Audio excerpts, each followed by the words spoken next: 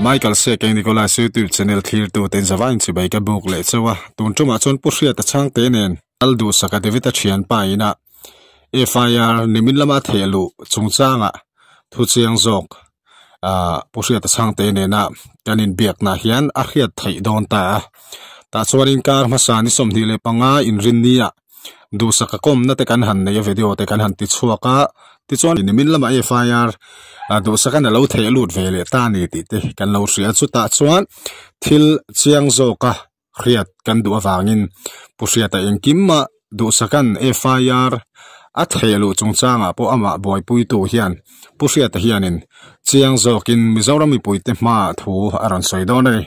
engponi se thu ma apoi mo em awangin kan nei atola heta hian du saka hi bolhlo paina huna na thok ve mai ania tin chungkwa harsatak anni vea antunu te pakhat nen anni pathum hi in chung khata cheng hovin ti hian an bolhlo song bol na mun vel an tho na hi an ai ve chok ania chuwang chuanin tun din huna po hian du saka hi la hrisel lo hle maya akut lama te a om lama te thok harsa ti in treatment lak ngai doctor te nena in check up tir ve ngai reng le enkol na mamo em mai ania amai ro chu an harsat na an tun din mun te hian damdoi ina han kal renga sumle pai hanin sente an harsate em maya chuwang chuan mizoram mi puite ma Justice for David group te chuan voine hian zoram mi puite min ngen tak mewa pun masalama po David a thi na chungchanga mizoram mi puite hnena chan puya ama engeni laina tu te tan bo man lo do sum man lo khon to thina chuwang chuan tun tuma po hian kan channel kal tang hian Justice for David group te hian ama lo laina ta engeni du sakalo tor puya ama chan pui du te piang tan khan number pahni kan ron da anga ti chuan kan video hian kan ron da anga ti chuanin comments lama po kan pin don ani chuwang chuanin a thai anga heta hian claim lo omlo tam lo omlo kan ril ruwa alan dan angin kan lo tho theu don ani o ti in kan hanin som ni sela engpo ni se pusia ta changte nena kan call record kan ngai tha anga ani hianin mi har sa zok te mi thil ti thailo zok te mo mi hnuai hnung zok te tan ke apen ram thina ani po hi afakom hleya zala chu bai kan buk ngal ni sela engpo ni se pusia ta changte nena kan call record thi ngai tha ila to thleng amin lo ngai thak sak tur chun kan hanin cha ni sela ti son kan call record thi ni zan lam zan lai to lutuka kan hanin call na li wangin kan chong te polo ring lutuk lo mai thaya khata khan mi puilam te hriat yamna kan han ngen ngal boka ti chona top thlengam ni ngai thak sak turin kan ngen chewa akar lak lo hanin biak thil poimo lo lutuk han soi te po kan nei mai thai ma se a hnulama poimo tak te awom le zel wangin atlo na ngai thak kha apoimo ang o tin du saka lo chan lo tu le a chezong ron comment thin tu te tin David a thi na chungchanga enga ma ngai lo thin ho kha chuan ron comment boy lo bok ulati kha kan soi tel du ani boke ngai thang Michael kha kan sia December ni sompare janno ni tatra ta khan David ta chien dun kha kan sia dangin kumpon duty ho khan DDP ngo khan soya an stopa an dopen ani bertu tuan David ka chu akolap sta borun ta ni pon kan ti pin kan khong ai ni mo ma se ta khan at pui ve tho du sakan lo thei ni te pon ka jong ka long ni to lo sum sum mo tuan tu sunday kan su ko khan du saka khan lo la dam sam lo wa chua ta khan lo mu ve a ngai ta khong ai khop mai ni tuan ka om ti hilana a te kut chung pui te kha thiak me bung halo lom boka kan kal tuk chi khan ikal tiro kan support sunday chuan kan englo khan ka ho ka ngai to ni David chungchang a chun police in case an lang hala angkal tu mo pa ma cha du sakata okay bilde saka ka David case khan apat play dan to ko witnessing part of the do na kun David kan bo he tho avan ne athilo an ne David to ban ni ta bor you hain du sa hen FIR report he lu lo ba ma ti lu lo ba ti knai to ta ni yuan kan ngene dan te kan khil thuk la BNS kan ti khanin sections are some na khan grievous heart grievous injury body injury mo ama dog to tuma confession in pontir tuma an dog na hian police po ni se tu po ni sela kha BNS za som ni hen alo phal lo reng le khalo ni ti chen thei kum sari lai lung tan thi na khalo ni ve ni ta hi choin David Kesa ama David Bere Boral to postmortem tiver heta drugs overdose ani jok na tiver tu thangan soite postmortem khain jong pun lo manipulate ta selamo en kom the don se chu wangin du sakin complain la shin sakin to tani tu ko tum dan tak son tu de la khan ti kadwa ma se anh không có cái tên này tin được biết được cái hay isu đang khai amol mong về về tập cái chân tập cái người ta mình khăn cái giúp phun lên được biết cái cái số lượng hay cái vắc chuột hay vắc lova vắc cái số lượng cái chắc vắc lova thì quá là nhiều chuan được cái nó cái phun lên cái tên cái tên này chuột cái chuan push cái cái lòng mình làm mà chuan an FIR to te ka story kan chet mol to ba kan FIR yan je detail va kan ai da ba kan sei du kan sei thok thok nga chuta police men da na min chu chu story di to ni chu bena khan ron kal ula ka te chapala ma khan ti tu na ko ne mo da Fidel Khan police station a bong para ke kin ne kan ti kan be ta chuan ka drop sak FI ka drop sak ka share chu tir ve pa ni individual ya ma du sak po ta khan hi chu dik lo de mo hi chu awar lo de chu ma ma ngai da ni ne te thalam hi chu ma pa na youtuber te la dang dang ka lo sei to an ni ma ti ya it is central le ka ti mo ka sai ya ta restaurant ron zola chen bongkon ise gun bokala yani DPO lom no pa ani noi khan han de chapna khan officer ho size worker inspector khan mula wan kan explain an zo na karin re mi zo ngal tepeni inga tinge ma khan FIR yin them lo ki zo na ma ta lonia I kami fil kan khan an ham hai de ba ka tu sa khan khotlang ho khan la vojiaวันนี้ตอนที่เขาติดดูสักทีฟิตเนสแล้วสลัวเนี่ยเอเจนต์นะครับคนFIRก็ยังขันมั้งบนลงไปบนละทิ้งไปเจ้าละพวกเขาเนี่ยเราทบทวนเชื่อเราตัวฟังเรื่องเดียวแต่เล็กมาเราช่วยมาลิมิตจงเราว่าคริมินัลชนมั้งFIRชนอังมหัวหน้าสับนี่เรื่องไม่ชูมันผมสักเป็นคุยกันที่อันผู้ว่าจนเบียดขนาดจะกลัวแล้วเนี่ยcái khai song rồi các anh ấy chú phải cần thể lưu chú những gì một thể lưu không mà chú cần thể lưu thằng nào ngay này preliminary inquiry này nó thay cho là về giờ mà investigation quy trình thì clark này một case xem sắc clark này thì cả những decision tôi nó đã cần nhiều thể lưu chú mà cái gì mà còn police officer phải phát hiện có bao nhiêu làm việc mà rồi chú ở bên khác đâu đó mình hiểu till là này Abo sakan dia chancu an accused tu zong tu sakat alama tanga tu na tu sakat case accused zong ko bebe case sakan accused ni na zek don tani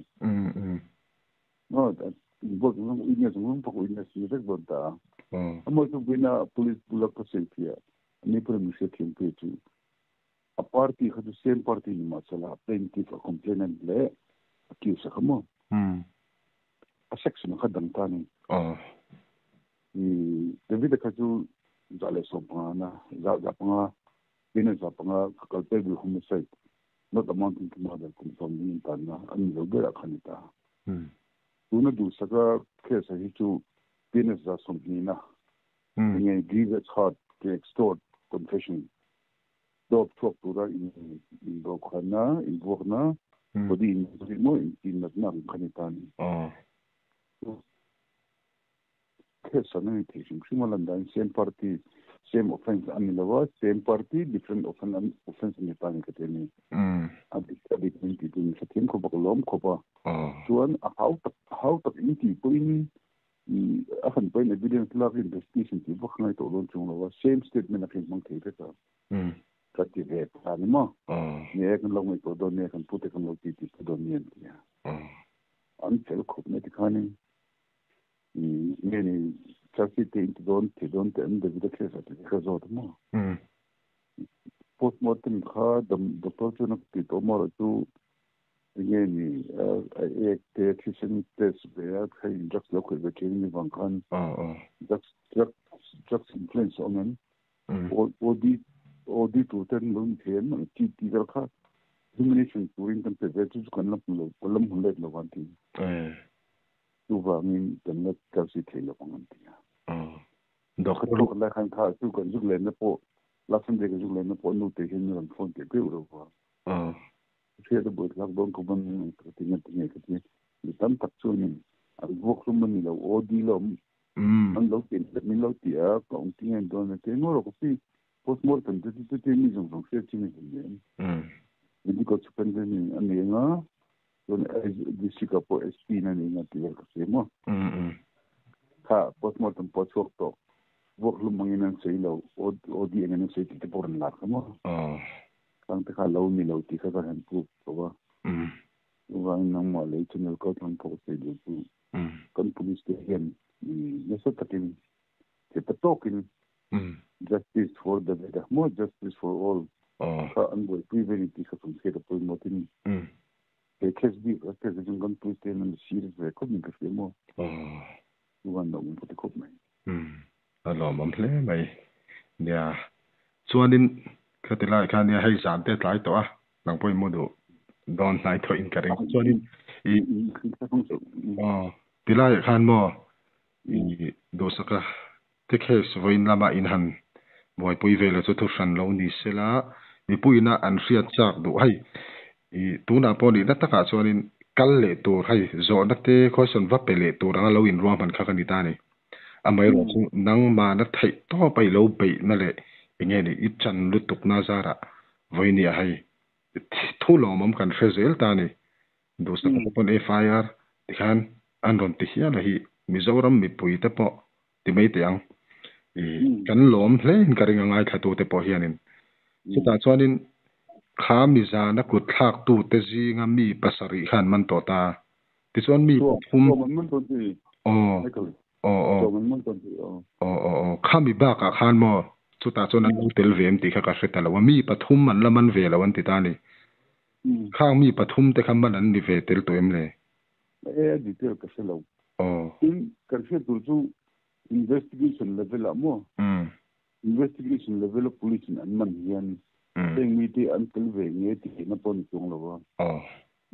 an ni chung information la ngai hen ten chang kai thei do na ma ro chu judicial custody zela kan tan te lo tuan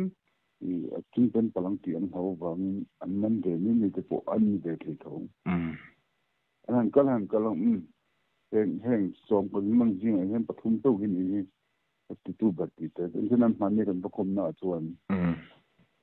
du sa ka se da ka bo war bi pathum man no man an bo war bi chan po min shin ni awan so until te ru an khan lo pu to master police han do pan an lo khoi si lo wa ta khan an chen dun khan until te kha ru ngai ni an shet to nu a khan police khan an ni lo an ti ta si a khan an thin jing de ni ti ta khan min bu war do ko chu mo pu se chen kha te chu an te ni kha da chu mo izot mani khan zot ni ram ko se lo wa DDP officer an la khan do rung kha bu ko chu an ti ni ti kare an dan ni work to ka ti ron a chen pe ka chen an se ko me ko lan ti vak lo wa mình cũng thà mình vẫn lâu lâu tập phần ông bé thôi tu vang khalai vi di duty kal ho yung sung ka an sul boro vek len lo tomorrow tu du sa ta ka diriam tak le a thi po ni se poi don man le kan khot la hen nung tla ni lo ni sul em ni chen tin thai chu voi na reng reng a he til go har no ma an ten man ha voi living about no man ton no ma se ta chon in du su ti dan chen de khat chu dor til kan ru ve chu po voi ti vel he ko te hi ni ya da ma chu kan ru me lo mi rin sun da shu ma ti ta ka background hu kan tu sa ka ta ka tu ting ni ya de bit tu ting ni kan ni thai kan ni re ta ni 그런 것이 보통 가는 가루는 넘버를 니 기탕 에면 또 안마니카 중국방 아이도 DCP 파모 안백적인 파트 같은 생 거도 거기서도 SDO 파 ML파 파 police 파 같은 생 거도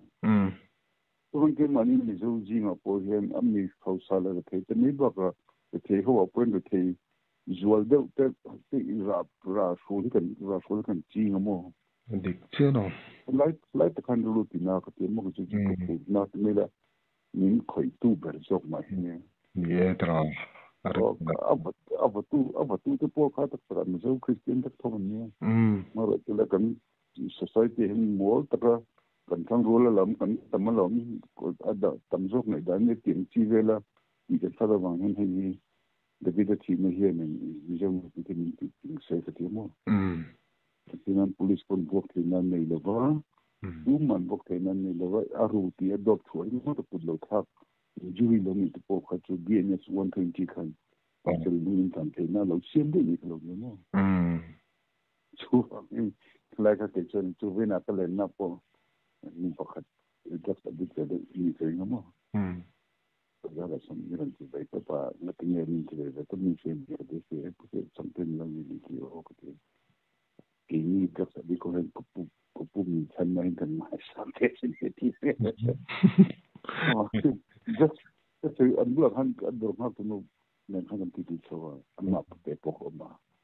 kan sistem apa ni kau lang je bolda na ini kan ngam jong tu ni pete pun kadamo James Valley zanga ru banga momo hote pen mana ke boset pa na hamun boset pa chu debira ke sa to kan bosim an bera no ro officer len ni zoram poisa ni puite ni puire ke jok sumle pa chan me ni tu kon iruk sapon vok stelo de so de stelo na tum zo como dik chetro chu wang ni zo Mirate poisa to sokari na central sokari na ron pek entinan mirate in sakyen chite hey central sin tam takan lo e saksen chite ke chukarlu na mo kan poisa e rotro ne lente poisa kan uta in takran samen 11 motor sa takran ne motor sa takkan kan poisa ru tu ngai kan ni han chil per vela grade rong ấy lúc cái ngày tuổi lung buông thì nó mà cái thì hi lắm thì mà bây giờ na nghe airport cũng sinh được hơn cái ang thì đừng chụp thì nó chú vàng những cái cái cái đang nghe nên tập trung nhiều sống sẽ là cái gì tập trung Christian tập trung mà ideal để lên dòng quảng thông tất cả trong cái tia dâu thì cái cái làm là nấu bằng kan uti ni na po 72 ni kum sunga or so ni molen kan mu na hi la rei lo tu va tu te mo mi zo jinga tu ni ku sitan ni geren tu so man fot lo tu na bin ne zo la hospital ber tu pe han su ti la man ni lo ko te te be kan ni tu va ni vaira manga class system ni kan ni lo class les kan ni tu va ni a house timer te an pa zo zo man hi tiก็ถูกคิดไม่ได้เพียงแต่ก็เท่าที่มันมาทุกโมงคือบางช่วงดูสักพวกไงตัวบางครั้งก็เองเนี่ยเองสร้างให้ผลที่น่าจะเที่ยวบางทีตีไฟเต้นไฟได้แล้วก็ไปที่นั่นที่นี่แต่นู่นเพจกันคนนู่นคนนั้นเสียกับท่านเขาไม่ถ้าเกิดมุนไม่ได้เขาช่วยแต่ท่านหลงมันเลี้ยกันทั้งแต่ท่านเนี่ยทั้งแต่กันบวกน้ำจงแล้วก็จูบวกน้ำตกเลยเบลกันหลงเนี่ยมั้ง ya tu ni chu lu ha ve da chu tu na chu tu saka FI kan thelo hang chen police khan an tianga kan police te kan chang thakhatin ka sia mo kan ko bak nei lo mar forensic lab kan nei forensic science laboratory kan nei ni khatla kan nei ala chang ka tu bak lo mo ani examination kan ti phum tu lo ngam nge ma ni result na po medical ni na ma ka e ron he ari do nan in an ti really anien no cha chi khni som luk chung tek turania la cha chi thei lo nga thakaran dil bel lenga forensic helai FSL ti forensic lab science laboratory ho gen in nei lewin an pending de ngut ne ni tira tu kha ni hemi isu ati ho kha mo ni ti ba to tu han kan en thau ve ren ma ni etra go hatia ko ka ba thun thabe ni sala di rang de ya zulom a thai na tur kha om si lo tra lo ba tu na nei dang kha tu ye de ver tu bom boi thang san chu dak su pon no ti va tin an ni ne ma dak ti lo ke chi pin hang tak ta ni surgeon forensic lab thon tu na te kam lo mi the ne a practice sim sim nan ti ko chi lo lu ban khlai te khanin a tur tu te lam pang le khami de ve te chen dun de ma ni tin sen kan ko chon ni di lo ni a ti di le tu ma ni nga ti ga ni tu all sam de mo ase don police officer level function te next feed te an chung te kina kan bon kon police station of officer holom te an ti ji ko ton an serious kop me lam kolom ho kop alo bom angai that thla ka lom tro ngala la serious te ni chuanin alo bom lu tu ka lom ti chuan enga ni han soi bel tor te bayang I chong hi ka ring to pa han soi ve ve tu ai lo ha je tu I tun ke se hi patien mon som sala David thi nei mon som na tang sala ti ka duwa tu mai ku se tu wonam lo mi zo chel kon ni tribal chel mo ni te tin he ke si nei tu ten sala tu ten noi de chot tu sim na proper justice ti chuak lo wa ngai ne tu ra seng ma tu rang ma lak lo ko sa don min bum thei di don no na chen ni go mi ti kan chang chou ve la tu ra ka ngai mo kan ti chou nga nang ni ti do ho to po min na ni ti bo ho hi a ti khati an ti tak ma chou chung ni nang ni ti bo ho yim lo la ha ti awareness kan ni don no mo bai ta chou ku se po to ngai nang ni po abuse ngor tam zong ngai to lo ni ni ti pe ka awareness pe ula ni awareness kan ne ya thil kan thre thian in chu chonin nge kan ti empowerment ni pu ni ti question ta mo dina to khat lai pulo thon hola kan king pop ka tin ha chief minister lo king theni ti kan thre pa lo mo yen ti ka poi mo chu wangin tu na tu da to le tu na du sa ka kes kan han bo tu cho fa kan thai lu cho lo pon kan to na ta chen ni zo ni hnu ma zo kan lo pel mga ti nei to na kan ya amara chu nang ma ni chu ko se du chu David te kan khong ya kan ra lang do khan du sari en tin mo ni kilometer ji pe chen ni khat lek chen som lek ra lek chen to ko ma chen pi be cha ka ti nei ka ngai khatila anin lo vor lar to an te ve le to chu wing po adun chen lok lo na chen chu sumo ni kar kong sumo hen lo chang kha lo ne mo ka rei te pien ni no kala tu hile ni no kala te me ke pesa tu hile to na kan nei lo ma lo chu sumo an ne ke ve de lan thang te ke ve kan lo phara chu han kan te ta ni mo ti khanin nang po khanin isu mo puyanga an har sat ve je chumo ha no pangte an tunu te mi pakhat polo oma ani kan zu kom te po khanin kan halin kom zowa kha anu khanin a soi chu ka khonga hai ka lo na vong ve ni chu a soi chu thingpui lum sak na tur po ka nei lo chu ni hi lo ting hoi ngoi ni chu hi ka mi deng chiang lu to mo te bai te yang ka ngai tu na hina om re ma se tuna po in soi ta rem ruwa thai planning kan lo nei ta ni chu dei fate hong ne hian hianin he video hianin kan video bo sai la he soi lo te po acha amai ro chon ni hi han ngai chang le phati la ka te atu ni dang lama kan han phau chu kang an ni te len hin ram ruat na kan long ne ya atana fundraise han ti vela khamo o collect lo se ve du zo ko timo devido tu ani tu ram ni to boro to tu re ne mo sum la pain torne sok tak tak chu ngwa khat amaro tu sa ka hi chu ni amo mo ni chu na dam doi man tu ti te doctor han do na tu ram chi te sikian anh này lên chun hà là thuộc thể lo để anh là thuộc anh rồi ta lộc tại khá lâu nhiều mà bây giờ chính phải về college scavenger cũng thành chính khá lâu nhiều chút thì lại cái tí rồi cái chú mà David ta kan tia chú Udaifa Justice for David group creator Dave đi tới đây cái lâu in rồi na chỉ đã bốc bây giờ chỉ ta khai hít tí vắt chung ai đi cái lâu tí về ama thì rồi thì sắp về tu tâm thầm lâu rằng thì không biết quan lâu này quan cái phần kan nu pokan mani kan rakal ze mo rakal hero kan akan ni zong chi de ati kan lang ito chu ze lang I innovate hi I fiang man pon kom to tu te hi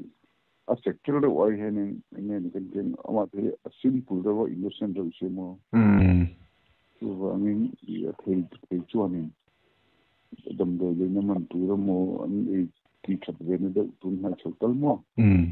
ang chi te này tôi sẽ cái khúc này tôi tung lên tin là phát triển lắm hắn mua group bạc han yeah cà phê yêu tụ cái point video đăng tập bao trù lệ can siam lệ nga tuần tuần trang đó bên năng ponin ron soi suat ta cả chuan chul tụ cái này har sal tụ cái chu cái ta tụ cái room mấy cái phải là cái mo YouTuber hole cái reporting terere kan kan police de hiền thì tốt nên anh hiền ni sei to le ngai thin ka sia mo pon police de ring hela mo duap de mo nga ngai ngot mo ka ting ti khat thalo amount ko sei to pu thin angin ni rama chon ram chang pang te mingeram metro city chon an state police lo kan municipal police lo khop police dang investigating agency kan nei thin ani ini so import do ni la Mizoram police lo ko man do kan ni velo tu vain an la ma kan tanga atul le an ke thadu lo wi kan khel kan jin to chu jok bo ni ti so thing to so mo ko lam pang kha nghe ni na deu dewa lo ka ve la mo ring han zong lo ti khat tha ka ti lo ne hetiang hi comment sa po hian an tam thi na mo a poi thin khop mai thei to pan chuan ni ti po tu na I chong kama chang te pon voina ngei va muwa a lo tu va min tut khate mu khan izo Christian spirit khan tang ho ba tu kum police te po hi ko te Mizoram police te po hi free hand an nei chuan ma ni la mu ta nam chuan so dop chu tin nei le ko ma ra tu ne to kan lai kwar tu num chin kan zong ro won ti zong cho ron ti si lo te kan lo ching ka lo nem putin mo ta an hair aplama tanga mo political lama rol na lo choning an efficient to rin kri tro tu lo te sam tham to tro hei kan thak to kan go tu ve thak to te lo nia kan han to nga yuan poi mo ber chu dan kan se ke lo tak na chungin hitia pathin na kan nei to bang ti om le kan ti natural justice an ki mo lo la ma chon natural justice ta hi pathin na ya bible na ya muslim pa na ya ti om le to po hi kan je ti ngai ta mo in rule of law kan ti justice alal lo na chon ramen won thei lo ba tra begina in common lamu mu ga ko na lamu mu thin mai na begin po na kan chu kan in che chole nga ka chen dik tu ko mo tro chuan ne thulung to ti le nem tun din moda thil kal to kan hanin zo na thil tam takang chi kha chu nge me puite lam poin an hret tam tho khat to in a khiata nge ni tuk tur chu ai ale pe ka ta te pok he kila hai boru kal zel tur ala ni zo ka tu thiam tak ni pon boru kha ate so sam rong le bel chen lo the dara views ma ti zong kan ni to lo mo ni wena mi pakatina ni ron zo thiam me mo chu ni le pu the FIR in bathelu le kha nge tu na ti ta ni same party more same party same accusation tia ma tengin the vida case kan the vida ka abura to so na post mortem ka eng mo chen vaira ma ta pundanga ta pon lo manipulate de to una ro zonin du sa case azun manipulate to don no ni ama post mortem ngai de to lo gina kan FIR se lo ko ulu ta ke checking point song del ka ta khanin DNS da song ni ka qualify de ra du wang alo batu te ka future bright lo chen ha no ta ta kan se concept ke bak ne kom ta lo mo I witness a tropia video te pok ne te video pin pang kan tro an tin the video nu le du se nu te the video ut khang en apuna in action lo lu vein ta te kan lo le vein to ka lo ne mo tu ba kha bi anin vuak na khan mo ai vuak na tu vina khala kan dron da tel pokha atu ka an lo lak sak le khan de nu te ka tu ai thai e man sila ngai dan ngai tu na kan lo por de rio mo kan chu bang tun tu ma chung ka tia Davida Tina Khan culpable homicide with the mountain mother kum som lam ta sala saka case I hearing BNS 120 Khan grievous injury grievous heart mo tina taksa tina sak dog chok tu da dog chok tu man lo bok bela khan ta chu mo pot kum sari ni John ko tina convict me dio ni pechon first time offender poloni ta sila an bande ta chuan kun som pasari an tang thei ni ni chuan in khatila ya engya ni mali apoka zo thau an han vo mo khan an vo na hrim ate po khanin engya ni frame thei na dan ka chun dei ne no so te po no vo mi ti chu in polo di sala lo di akbak lo ate ko sin lo report zero lo report palak ta pom sala an bo mi sa po la in chu sa ma sa po la an chano to to mi tu na chun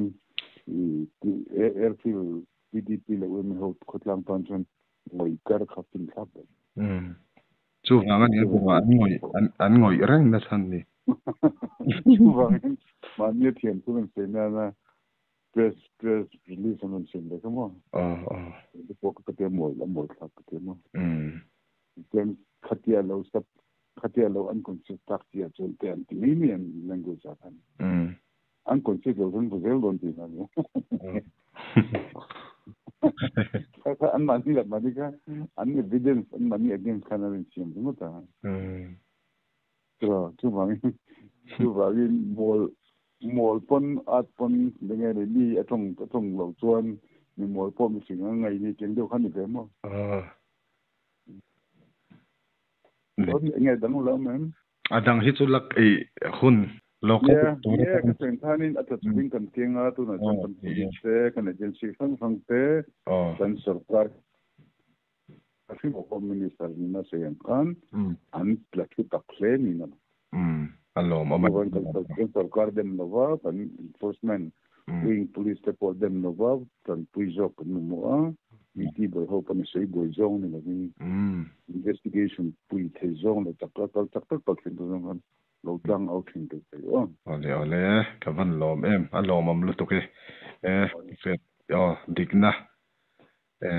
chantura engeni chan sama engeni i thei to pi chuana te tang sen so an te nang ni ang hi lo wi lang chuan mo engeni lo i cha pau pha nan tang lo la ti la hei mi zo ram mi ma kan han in kom ta do chung changa te allo mam hi ka te aro poi ka te pi van ram chuang i te pon ni te na big takin mi mal takin tun tu ma phei chon i van tho hlok ka te voinen hai comment sa po kan ngalin karinga allo kati nang ni ang kan nei hi kan tan chon kan ram tan chon in hlulu tu kadam takin i risel na te kalo ngai poi mola e ni te mi gana po pakharin mi ron phone mi ron kami kan podcast ve kama airport in chan kan aron mi ron phone kan chen na te ken nang hi chuan in le mi he na sa si lo che iri pu nga acha po wan ti che amaro chu ramlen nam I ve je te I mi zo je te nationalism ma isan za te ye te hi ka chung ka ser renga en po ni se la ti tu dang ni to chong le ne I advocate na po I ti regular evem chung lo wa ka teng han mi lo bo pi mi me la ka khai tan mi kina nge ni wanda ma po ye ka no cha ve pha de me ke sin na te ka mi ze lo to ma ti dik mel ka ti che ta den ta ga la fit du fu che tra la fit du fu che dong zo plan ko zum pe ve tho che tra tu wangin kan che ngin kinin kan boy pi lovin mo kini kan in rol lovin kini kan in pek lovin tu tenge kan boy se chung ti ka rol lien ga chi mo ni ngai san pha lo mo chu thu dang ni ki kan ti tur kha rul thain ti la trom mai na nen pathian ro pi nan kan ram ne nam tan te pathian zara kan dam fit chau lai mo ti tu nuam ve lam tro ni thei to bin di kan chang ho ze lang atero in kin police ten kan len de chau zel don ne